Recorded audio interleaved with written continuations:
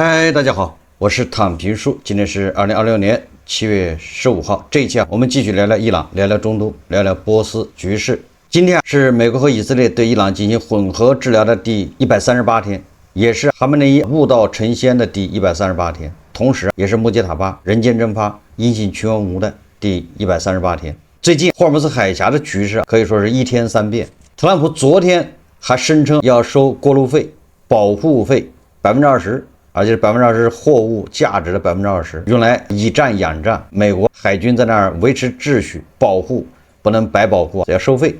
但是昨天晚上他就变了，不收保护费了，改成自愿交钱。什么叫自愿交钱？特朗普在社交媒体上他发了个帖子，他说：得益于美国军队的强大力量，石油供应量空前充裕，特别向美国陆军部长皮特·豪克塞斯，怎么搞成陆军部长了呢？也国防部长或者战争部长。部长联谊会议主席丹凯恩以及美国中央司令部司令库珀海军上将致敬，也就是表扬了他们。这都是强硬派这特朗普什么意思特朗普公开这个力挺强硬派了，说正因为他们以及这支迄今为止世界上最强大的军队的所有成员，霍尔木兹海峡才得以对所有的船只开放，伊朗除外温馨提示，伊朗除外而伊朗之所以被封锁，是因为其谎言连篇，暴力成性，心怀恶意，剽窃成性就知道搬运是吧？跟那个亡国散人一样，领导层正将他们引向彻底毁灭的道路。因此，我们将对让返伊朗港口或运载任何与伊朗货物有关的船只实施全面封锁。基于与中东领导人富有成效的对话，我决定以海湾各国对美贸易和投资协议取代美国20%的补偿费，这些投资规模巨大，同时也将极大的惠及这些国家及其未来。众所周知，美国对美投资额就已经超过历史上任何国家，而这些新的投资将使这一些数字更加庞大。我们将看到工厂、设备以及前所未有的规模涌入美国，这将创造数百万个高薪的美国就业岗位。美国正在再次取得胜利，美国再次伟大是吧？而且是前所未有的胜利。伊朗屠杀数十万人，包括52000名抗议者，日子已经结束了。最重要的是，伊朗永远不会拥有核武器。感谢您对此事的关注。这个写的很有意思，这特朗普这个人不着调。昨天我就说了是吧？他说要收20%保护费，等到大家都反对的时候，突然说不收了。昨天是这么说的，也就是说，朗子在那天天叫嚷着要收保护费、过路费，你们这些人在这当缩头乌龟是吧？在那说那些不痛不痒的话，合着就我一个人当恶人，在这猛锤，你们在那还敲边鼓是不是？好，我也收保护费，收20%。这一下全世界都乱套了，都骂开了。我看到胡锡进老师都骂特朗普，都骂开了。也就是朗子收是可以的，你美国收保护费那就不行。特朗普晚上突然宣布不收了。用投资贸易来替代，这也说明什么？说明特朗普这个人是吧，想一出是一出。我昨天节目就说是流氓，用流氓手段对付流氓，因为讲规则没有用，就像咱们这防剽窃一样，那只能是毒丸计划。我每天在我的节目里面都要强调，不要剽窃，剽窃对身体不好，对精神也不好，对粉丝也不负责任。你剽窃那些东西，你看那粉丝看完之后成什么样了？善恶不分，黑白不分，剽窃，你在宣扬一个什么样的价值观？正因为粉丝看了这些剽窃的内容，以为是你的原创，实际上是剽窃。那随后这粉丝长期这样，他已经变得就是黑白他分不清了，善恶也分不清。他还跑过来到我的这个视频下面指责我不对，一个被剽窃的居然变成不对了。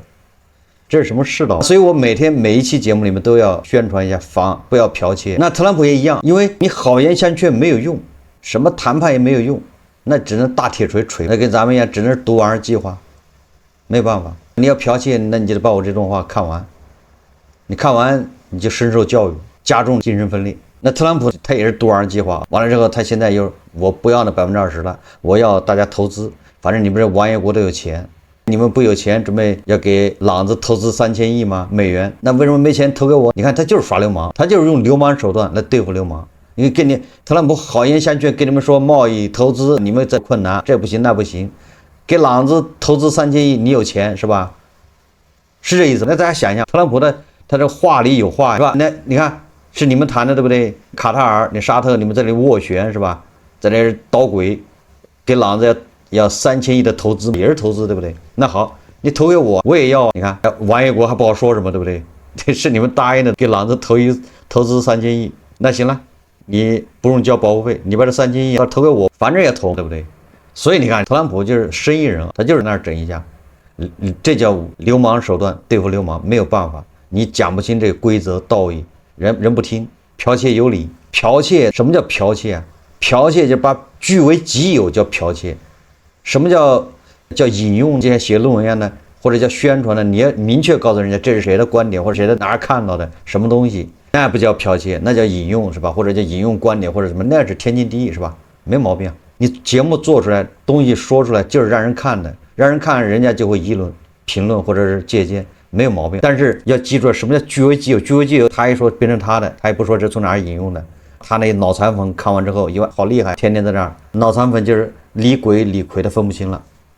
好，特朗普又一天变好几回。特朗普还有很多话，我们也看一看，因为特朗普的话才是我们的快乐来源，是不是？大铁锤、大耳光，这些都是我们节目的欢乐的来源。少了特朗普，这不少了好多乐趣吗？特朗普是个大嘴巴，是吧？反正是他也不在乎，那咱也不在乎。他一会儿这么说，一会儿那么说。像特朗普他在接受记者采访的时候，我看是哪个电视台，他时间非常长，讲了。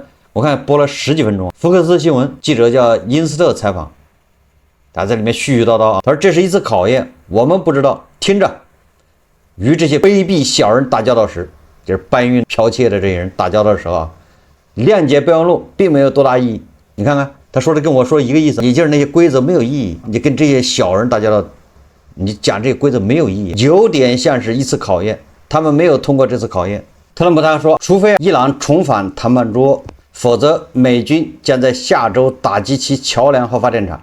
特朗普说啊，我们明后晚将对他们进行猛烈打击，到了下周情况对他们来说将会变得非常糟糕，因为下周的目标将是桥梁和发电厂，除非他们坐下来谈判，否则我们将摧毁他们所有的桥梁和发电厂。特朗普说，美方的谈判代表14日与伊朗官员进行过交谈，昨天已经打过电话了，告知对方应达成协议，否则你们将不复存在。也就是美国的谈判代表已经给伊朗联系了，告诉了这最后警告。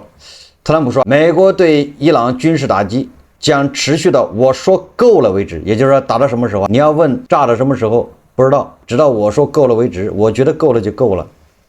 他称伊朗实力已被严重削弱，但还有反抗能力。伊朗就像一名伟大的拳击手，你以为你已经击败了他，结果他突然反击，给了你一记重拳。这特朗普被伊朗反击了是吗？最主要是特朗普还表示不排除向伊朗派遣地面部队的可能性，不过他没有对此进一步说明。特朗普还说要把对伊朗的能源设施的打击留到最后，也是他最后一步再炸这些石油设施，现在还不炸。那现在打击的都是伊朗伊斯兰革命卫队的那些军事资产，这些导弹发射基地啊，这个导弹库，还有无人机制造工厂，还有什么快艇、摩托艇的制造工厂等等，就打击的是这些军事资产，还打击了伊朗的陆军。但是第二步就是说，如果你再不接受谈判，过了这个周末，下周就炸他的电厂和桥梁。电厂、桥梁炸完之后，后面再炸石油设施。特朗普说了，这个步骤层层推进。记者就问他，他说：“那美国是不是要派部队攻占伊朗的哈尔克岛？”特朗普就说了：“这不能告诉你啊，这说出来之后，那不就太傻了吗？”特朗普说，美军很有可能在伊朗展开地面行动，但是也不排除有其他国家，也就是不排除非美军到伊朗进行地面活动。那么这个就不好说了，哪些国家？阿拉伯联军，或者是以色列，还是伊拉克？不知道。那美军中央司令部发表声明称，美东时间7月14日下午3点，也就是北京时间就今天早上凌晨3点，美军中央司令部部队开始对伊朗发动新一轮打击，以继续削弱伊朗袭击霍尔木兹海峡商业航运的能力。据伊朗媒体报道，伊朗西部、西南部多地遭受美军袭击。美国中央司令部还称，美东时间7月14日下午4点，美军恢复对伊朗的海上封锁。美中央司令部称，目前有超过20艘美国海军军舰和数百架军用飞机在中东地区执行任务。封锁又开始了。特朗普他还说，他还展示了伊朗核设施卫星图像，称德黑兰郊外的叫塔莱干设施已被混凝土封堵入口，但美军可以非常轻易地击中它。关于霍尔木兹海峡，他表示海峡对其他国家保持开放，仅对伊朗关闭。周一仅有10艘船只通过，不到正常通行量的10%，并称正在建设替代输油管道，包括德克萨斯和阿拉斯加。谈到这个伊朗新的领导层，特朗普称与前2拨人打过交道，他们都很邪恶，现在都不在了。第3拨人中也有非常坏的人在阻挠协议。他透露，每一代表在1小时前仍保持接触，传递的信息是你们最好达成协议，否则将一无所有。此外，特朗普还谈到了马纳布学校空袭事件调查。特朗普他说是伊朗现在有一波人还是在积极联系美方的，表示愿意跟美方谈判，所以特朗普还是上当没上够。这几个月已经被伊朗人耍得团团转，还没整够，还对伊朗的穿西装的改革派抱有幻想。为什么说幻想？不是说伊朗的改革派穿西装的不想跟美国人谈判，他们可以说主观上是非常想跟美国达成一致的停火，但是他们做不了主。你谈的最好的协议拿回去，卫队都会把它撕毁。而伊朗的这些改革派拿卫队是一点办法都没有，他们是2个系统。所以说特朗普你已经谈判错了。如果你是看出了伊朗内部的某一小撮势力，那你想办法去扶持他，你削弱他的对手就是卫队。这一小撮人他掌不了权，他没有什么实际的权利。记者问特朗普说，你是不是找错了谈判对象？跟我的观点一样，你找那改革派谈有什么用呢？你是不是找错了谈判对象问题？那特朗普说，特朗普承认，他说他目前无意与伊朗进行谈判。他说好吧，我现在不想谈判了，显得不耐烦了，被伊朗人给整服了。这个特朗普也挺厉害，就是说我们不要光看特朗普嘴上跑火车，你要看他实际动作。所以我觉得特朗普还是很厉害的，就像下棋一样。你看前一阵子伊拉克的新总理在伊拉克国内反腐是吧，把亲伊朗的那些议员当官全给抓了，要求这个伊拉克什叶派民兵在多少号之前必须放下武器。美国总统特朗普在白宫接待伊拉克总理阿里扎伊迪，你看马上邀请，你看这个伊拉克的总理扎伊迪在国内干了这么多事之后，马上特朗普邀请他到美国访问，而且达成庞大的石油交易。什么意思啊？这个特朗普说他将会很快宣布与伊拉克达成庞大的新石油交易。伊拉克有巨大的潜力，因为他们有石油，也因为它其他东西，你看不光是石油还有其他东西。特朗普周2在白宫表示，我们将为2国创造大量就业机会，我们将开采大量石油，大量石油正在开采，而且是美国公司在做这件事。特朗普表示将会有很多协议，相关宣布可能会在本周或下周发布。什么意思？我跟你说，伊拉克这个北部好像有大量的天然气和油田，发现一个世界上反正也排前几名的一个大油田。如果从这儿修一条管道通过叙利亚，可以直接到地中海，那这样的欧洲人就还那么累干什么？一不需要借助俄罗斯了，彻底可以跟俄罗斯没关系，能源呢。第二个，他也不用从什么霍尔木兹海峡绕，直接伊拉克到经过叙利亚，直接到地中海。所以你看现在欧洲把叙利亚的那叫朱拉尼给抓得紧紧的，特朗普跟朱拉尼那又是接见是吧，又是会晤，又是说我的朋友，完全忘了美国前几年还通缉他是吧，1500万美金还是5000万美金通缉朱拉尼那是恐怖分子啊。特朗普现在要求国会已经把叙利亚这个叫什么支持恐怖分子国家这个标签给撕掉，解除了对叙利亚的制裁。为什么拉拢叙利亚？这朱拉尼是吧，左右逢源。朱拉尼访问德国，访问法国马克龙还专门去了叙利亚，这多给巴沙尔那个叫什么朱拉尼面子。而且马克龙去的时候，那个地方就发生爆炸，就这样马克龙还去了，那朱拉尼还不好意思。你看从这些动作就可以看出，美国欧洲对叙利亚非常上心，实际上就是要解决能源问题，要从伊拉克修一条管道直接到地中海。那时候伊朗你还卡谁脖子？伊拉克这个枢纽一旦修通了，那什么卡塔尔沙特可能都要往那儿修，那伊拉克就变成一个枢纽，都到伊拉克，从伊拉克又经过叙利亚。而巴沙尔已经同意这个计划，巴沙尔去德国访问，去马克龙到叙利亚访问，巴沙尔他建议在叙利亚把叙利亚打造成一个能源的中转枢纽。所以这一步如果走完了，那伊朗你在霍尔木兹海峡较劲有什么用？整个的叫竹篮打水一场空。那你到时候只能收那谁的钱？收那个谁往里面送货，谁往里拉集装箱的，你收钱吗？伊朗还说了，拉集装箱的不收，免费是吧？伊朗不是承诺吗？给入优惠吗？那你还收谁的钱？所以你看，咱们前面节目说过了，无论是叙利亚还是黎巴嫩真主党，现在由黎巴嫩政府来解决。是朱拉尼得了特朗普好处，得了美西方的好处，要建设叙利亚，那朱拉尼很有可能要帮特朗普啊，真的去收拾真主党。这不特朗普的这个建议吗？以恶制恶，这个哈马斯已经被以色列搞得不行了，是不是？我看今天欧盟说了要给加沙10亿美金，但是前提是现在就要让哈马斯解除武装，你把武器放下，解除武装，10亿美金就到加沙，马上就要重建。再看看那个伊拉克什叶派民兵，对吧？你看这个伊拉克的总理扎伊迪，这哥们就是什叶派，他要求这什叶派民兵马上放下武器，人家把亲伊朗的那些官员给抓了，现在马上跑到美国访问，这不就是送投名状去了吗？扎伊迪到美国送投名状，美国说了，给你伊拉克的石油额度是吧更多一点，也就是说容许你出口更多的石油，要开发，这都是生意。伊拉克现在出口石油是在美国人掌控，大家可以查一下新闻，伊拉克人石油出口是美国人帮他掌控的，因为他要换美元，美国财政部还给伊拉克有额度，你每年换美元只能换多少？实际上就是无形中把他的石油给卡住了。那现在一谈，肯定要给他放开，加大石油的出口。所以你看，人家接下来沙特又对胡塞武装下手了，这就这2天的事。所以你看，朗子的这些爪牙，他什么抵抗之狐，他的代理人武装，他的白手套，还有谁？就剩他自己了，还有他大哥地保，二哥反正是叫什么貌合神离是吧？二哥完全不是一条道上的。所以伊拉克的新总理扎伊迪到美国白宫访问，这实际上就是已经昭然若揭了。这特朗普这套在猫拉脖子上的绳子是越收越紧。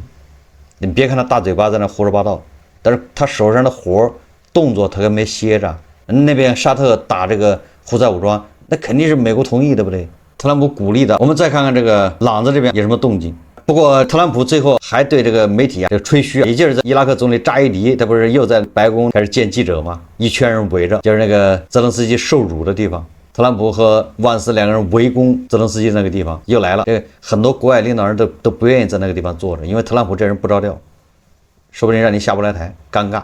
我记得这个南非总统是吧，跑到那儿美国访问，也坐在特朗普边上，特朗普说是突然后面放幻灯片，然后幻灯片是南非什么大屠杀是不是？搞得那个南非总统坐那好尴尬，他在说，你看这就是南非现在发生的事情。这特朗普什么事都能干出来，所以他不在乎。所以说，据说国外领导人跑到白宫坐这个地方，就感觉在受刑，而且关键是那么多记者啊，众目睽睽之下。所以说，特朗普跟扎伊迪坐在那儿，特朗普就说了：“信不信由你。我认为中东正走向团结，为什么呢？他说我们正除掉中东那个霸凌者。伊朗曾是中东的霸凌者，他们欺凌伊拉克，欺凌每个国家。”整个中东地区曾笼罩在恐惧之中，如今恐惧已不复存在。特朗普当然有点自吹自擂，但是他确实打了，收拾了，爪牙也搞得差不多了。但是你说把这个霸凌者给除掉了没有？为什么？政权还在，朗子现在还在拿导弹打卡塔尔、打科威特、打阿联酋、打过往的船只，还在霸凌，这个霸凌者还在。你只是说你打了他，而且把他削弱了，但是你并没有把他给彻底消灭。至少目前是，所以特朗普这一点还是在吹。伊朗武装部队发布了其针对巴林发动的无人机和导弹攻势视频，并宣布此次行动代号纳斯尔2号、胜利2号作战行动。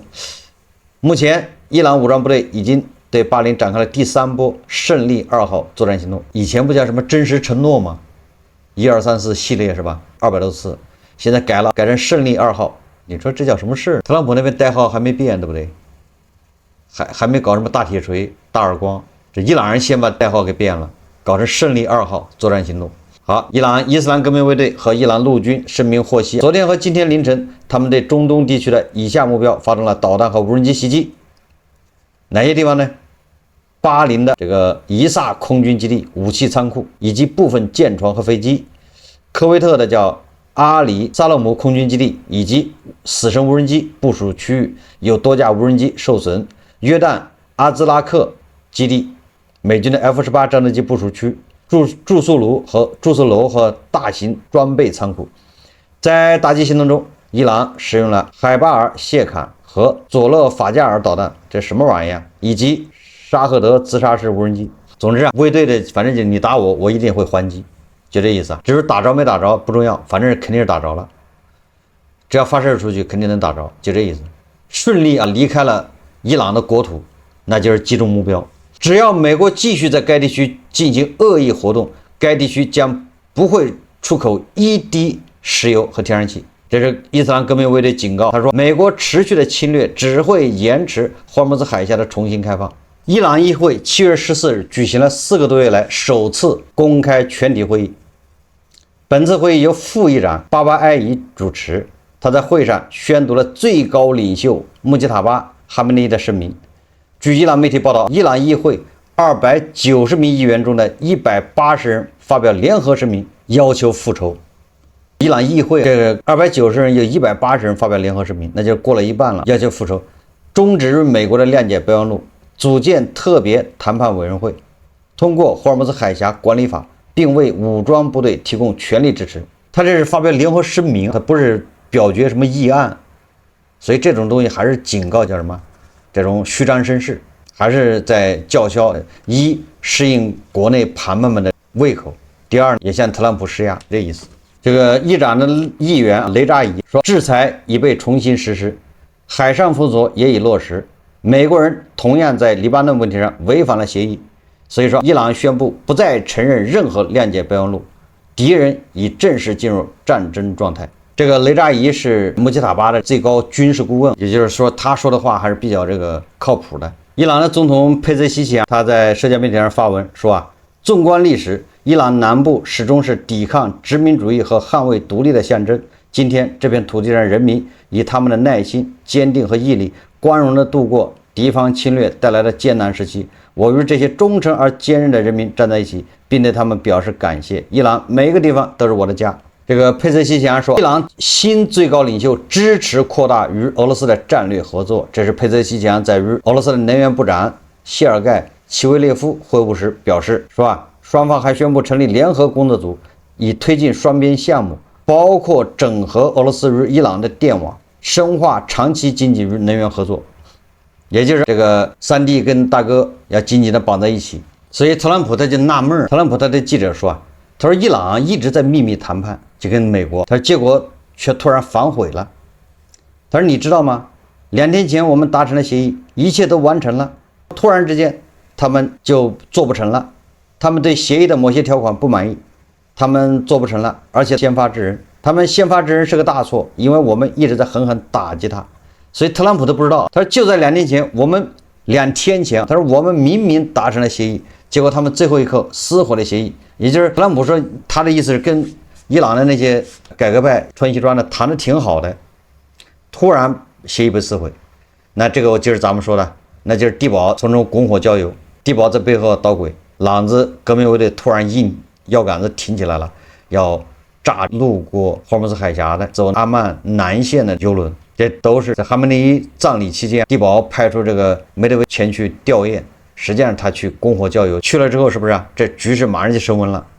所以特朗普现在应该看明白了，谁在背后捣乱，谁是背后真正的主使主谋。特朗普自己也纳闷，特朗普这个前任那个什么安全顾问叫波尔顿，他在接受记者采访时，他又出来教特朗普了。他说绝对不能让伊朗把霍尔木兹海峡当成开关，除了推翻伊朗政权别无选择。波尔顿在受访时指出，该协议注定失败，因为伊朗已经将对抗舞台从军事转移到了经济领域。波尔顿坚称，除了推动德黑兰政权更迭外，没有任何方案能彻底根除伊朗的核野心。他批评特朗普总统因顾及大选和国内油价而陷入大选人质的被动困境，导致在未来4个月内难以对伊朗采取强硬行动。波尔顿呼吁，他说美方应汲取伊拉克战争的教训，避开地面部队介入，转而大力扶持武装伊朗境内库尔德人、俾路支人以及阿塞拜疆人等反对派力量。他强调，不应任由德黑兰将霍尔木兹海峡当成电灯开关随意控制，必须在必要时动用武力，确保国际能源通道的畅通。我觉得波尔顿的建议还是比较可行的，也就是美军的地面部队配合这些反对派武装，要武装这些反对派。特朗普说了，不排除地面军事行动。而美国中央司令部的前司令麦肯齐将军表示，美国正在考虑夺取伊朗的哈尔科岛。说来说去，地面行动已经是不可避免了。谈了这么长时间，特朗普应该清醒了，但是说现在就派，还是说等到中期选举之后派，这个还有待进一步观察。看特朗普他对局势掌控到什么程度。我们再看最近网上在传，一个是《纽约时报》报道说，伊朗的前总统内贾德被伊朗的卫队给控制了，软禁。为什么软禁？说这个内贾德啊，他已经被以色列人给策反了。摩萨德把伊朗的前总统，一个强硬派反美反以色列的内贾德给那个策反。怎么策反？说内贾德这个人不贪财，因为他有的是钱，所以他不是为了钱被以色列人收买，他是为了权。内贾德个人有很高的抱负，他想当曹操，就这意思啊。他想对这个最高领袖取而代之，他要改变伊朗的政体，也就是还是总统说了算，这个体制要改革。那这一块跟以色列就不谋而合。以色列觉得，那虽然你嘴上喊着要抹平以色列是吧，要打倒美帝，但是一旦你真的进入民选这个政权，你这口号恐怕就放弃了，是吧？那就开始过日子了。所以以色列人就千方百计的跟内贾德联系上了。而内贾德本人，他不是被那个哈梅内伊给打入冷宫吗？不让他参选总统吗？他后面好几次要选总统，内贾德不容许他。因为在伊朗选总统必须有什么最高委员会同意，最高委员会同意实际上就是哈梅内伊同意，领袖同意你才能选，不同意你选不了。所以内贾德就一直没机会选总统，所以他的抱负就得不到施展。所以他为了完成个人的政治抱负，就被以色列给收买了。那以色列据说这一次要把毛拉推翻，由内贾德上来。那当然这个都是《纽约时报》报道的，《纽约时报》是根据什么知情人士透露的。所以这个卫队后来知道这事了，就把内贾德给软禁了，就给抓起来软禁，就这么个事。这事情真真假假，假假真真，谁也不知道。说不定是以色列人摩萨德的这个叫什么离间计。但是昨天又是哈梅内伊的一个什么追悼会什么的这个仪式，结果内贾德出来参加仪式，以此来辟谣，对不对？所以这关于内贾德到底什么状况，很难说，都是小道消息。也就是说你不能因为他不露面来判断他是不是安全的。对正义联盟了解的人都懂，正义联盟很多人昨天晚上还参加什么盛大的招待会，第二天宣布他是贪官落马接受调查，这多了去了，是不是？还有很多传言中已经落马的被抓的，在什么重大招待会上他也露面了。很多观察家就根据这些来观察这个人有没有被抓有没有失事，结果都是错误的。也就是说，你不能因为他没露面就来证明他有没有是他不安全，这个没有什么直接关系。恰恰在正义联盟，这种才叫收放自如，这才叫掌控。你想跑你都跑不了，你是笼中鸟，什么软禁不软禁的，就把你放了你也跑不了。而安排你出来露面，安排你参加宴会，安排你参加追悼会，所以他露面不代表他没软禁。同样，他神隐不露面，也不代表他好像就失事了，就被逮起来了。不，这也不一定。你看哈梅内伊不就是4个月不露面吗？你不能说哈梅内伊被逮起来了吧？所以这个什么叫暗箱操作，什么叫黑箱政治，这就是吗？所以不要拿美西方那一套来套这个毛拉，分析毛拉那就不对。那接下来我们就要看这个朗子到底是吧，会不会派人跟特朗普谈判，是不是跪下了？我看呢，特朗普现在是走投无路了。因为穆奇塔巴现在出来发表声明，是不是要复仇？他已经证明了要复仇，那这些改革派他的活动空间就小得多，那还怎么谈？所以特朗普跟改革派谈判就是耽误时间，浪费感情。好，这期节目我们就聊到这里，感谢大家收看。如果喜欢我的节目，欢迎订阅、点赞、评论，谢谢大家。